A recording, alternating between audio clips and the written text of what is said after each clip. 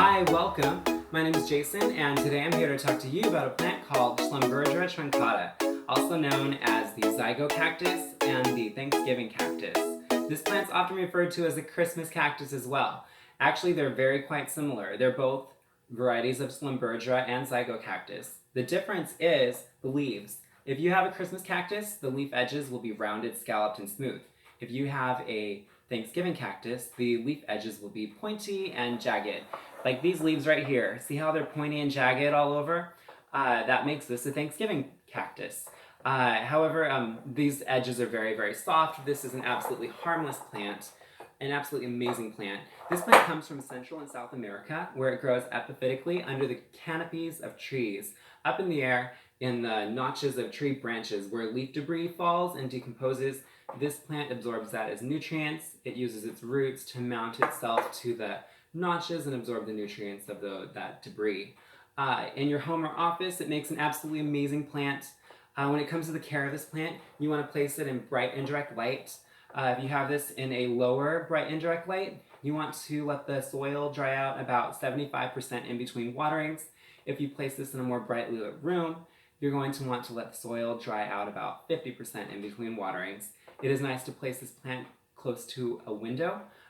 Just no direct sun, that'll burn the leaves, but you do want it closer to a window so that when it comes fall, it can experience a little bit of coldness to signal it that it's time to bloom. The coldness and the shorter days and the longer nights are two things that remind this plant to bloom. So just keep that in mind when placing it wherever you want it to be displayed.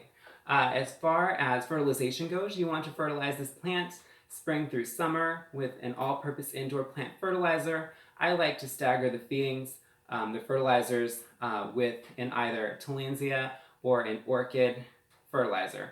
The reason I like to do that is because, for one, an all-purpose indoor plant fertilizer does work really well for this plant.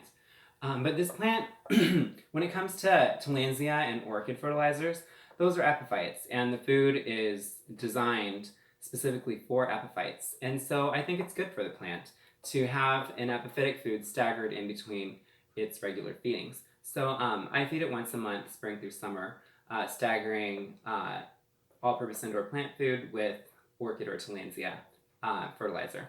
And when it comes time that it's fall, that's when you should get your blooms.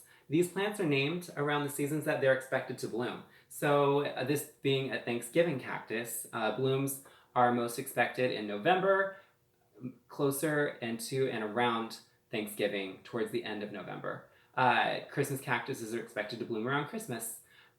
When the plant is in bloom, just make sure to leave it in place wherever it is, because the most common cause of bud and flower drop is by moving it once it starts blooming, especially if you move it next to a cold or drafty door or a spot that's completely different as far as the atmosphere it's been in.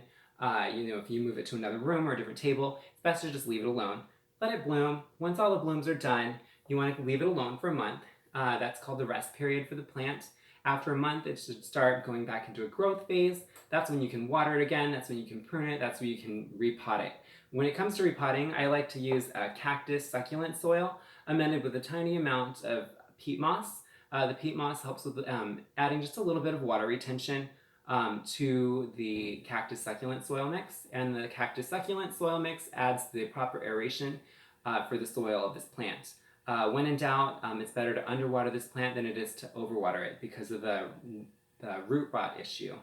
As far as toxicity goes, this plant, in the research that I've done, in the literature that I've read, this plant is referred to over and over again as a non-toxic plant. So it is child and pet friendly. Hopefully they're not eating plants that are house plants. But this is a good one. This is a non-toxic plant. And as far as potting this up, you can pot this into in a number of different size pots if you want. I have this in a 4-inch pot. You can pot these in 4-inch, 6-inch, 8-inch pots, whatever you like. It'll kind of do its thing. I have this in a glass bowl, and it's more like a glorified saucer for me because when I water it, the drainage just goes in the bowl, and then it's just fine. It doesn't leak onto the counter or anything like that. You can also add a plastic saucer into the bottom of the bowl if you want that extra security in case the bowl were to ever crack. You wouldn't have to worry about the container leaking onto whatever you have it sitting on. Aside from that, that should be about it. I love this plant. Beautiful foliage, beautiful blooms.